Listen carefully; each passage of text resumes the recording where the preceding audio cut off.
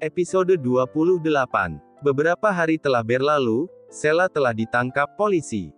Edward sedang dalam misi, jadi setelah hari itu dia belum menemui Ji lagi. Ji, kami harus kembali ke negara A. Papi dan Mami harus kembali ke perusahaan. Meskipun di sana ada yang mengawasi, tapi tetap saja ini juga jadi tanggung jawab kami. Lagi pula Ji sudah sembuh, jadi kami sudah tidak begitu khawatir lagi mengenai keadaanmu. Papi sekarang percaya kalau kalian sudah bisa menangani masalah kalian sendiri. Kata Judah berkata dengan tenang sambil duduk di sofa dan sebelah tangannya melingkar di pinggang Seren. Mami juga sekarang yakin kalian bisa saling melindungi. Sesekali Seren menatap Bi dan Ji bergantian. Papi, Mami, kalian ini memberikan wejangan yang menurutku tidak penting. Kak Bi dan Kak Ji kan sudah besar, lagi pula ini bukan kali pertama mereka terpisah dari kalian. Mereka ini sudah meninggalkan rumah lebih dari 3 tahun. Bagaimana bisa Papi dan Mami baru khawatir sekarang? Vio yang cerewet ikut bersuara.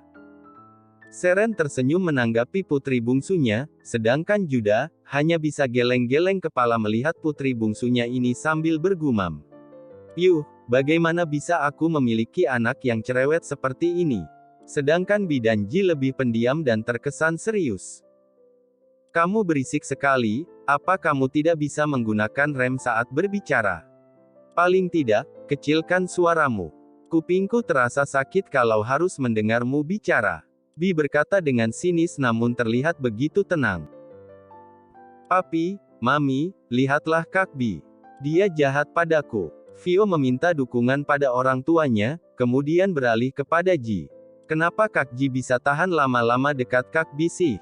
Sudah dingin, jutek, kalau sudah bicara seperti belati yang langsung mengiris dalam hati.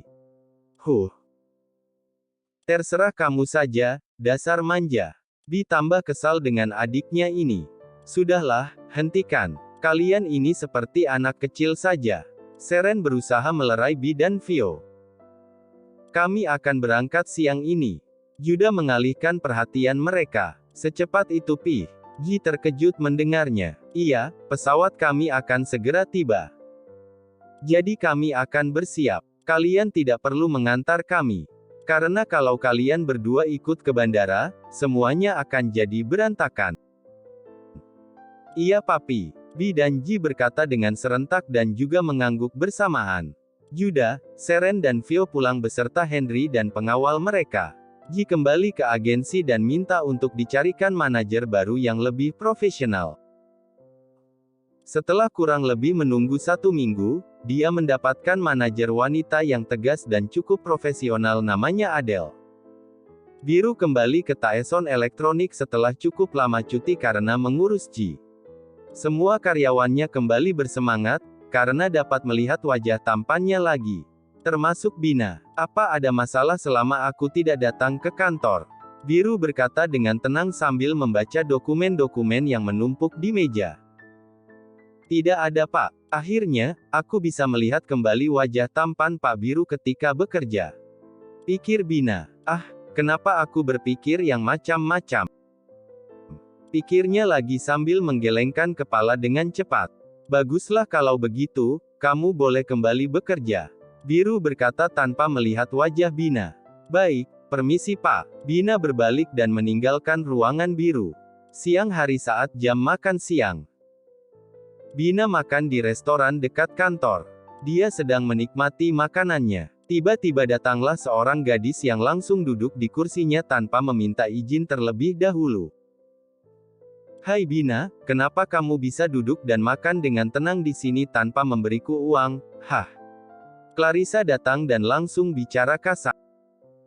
Aku sudah memberimu uang. Apalagi, uang tabunganku sudah habis kamu kuras. Sekarang aku sudah tidak punya uang. Bina menjawab dengan sinis. Kamu berani kepadaku. Clarissa kesal nada suaranya meninggi. Dia mengambil sup panas yang ada di hadapan Bina, lalu menyiramkannya pada Bina. Biur, panas-panas. Bina yang merasa kepanasan pada bagian dadanya berdiri dan berteriak. Rasakan kamu. Itu karena kamu berani melawanku. Clark terlihat begitu puas setelah menyiramkan sup panas pada Bina. Dari belakang mereka datang Biru yang berjalan dengan cepat menghampiri mereka. Ayo kita ke rumah sakit. Biru menarik pergelangan tangan Bina hendak membawanya ke rumah sakit. Hei, siapa kamu, berani ikut campur? Clarissa bertanya dengan meninggikan suara dan menunjuk pada Biru.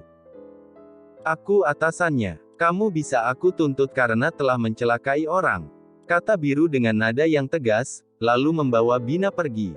Clarissa terdiam dan tidak berkata apa-apa lagi, dia hanya melihat Bina dan Biru yang sudah meninggalkan restoran. Bina meringis kesakitan selama perjalanan ke rumah sakit. Sampai kapan kamu akan diam saja diperlakukan seperti itu? Bi bertanya dengan tenang kepada Bina. Dia sudah kembali ke mode tenangnya. Saya tidak berani, Pak, keluarga mereka telah merawat saya dari kecil. Bina tertunduk dengan air mata yang tertahan di pelupuk mata. Hanya dirimu sendiri yang bisa mengambil tindakan. Tidak ada orang lain yang bisa menyelamatkanmu. Jika kamu terus seperti ini mereka akan terus menekanmu. Bi dengan suara datarnya memberi tahu Bina. Perjalanan ke rumah sakit pun jadi hening.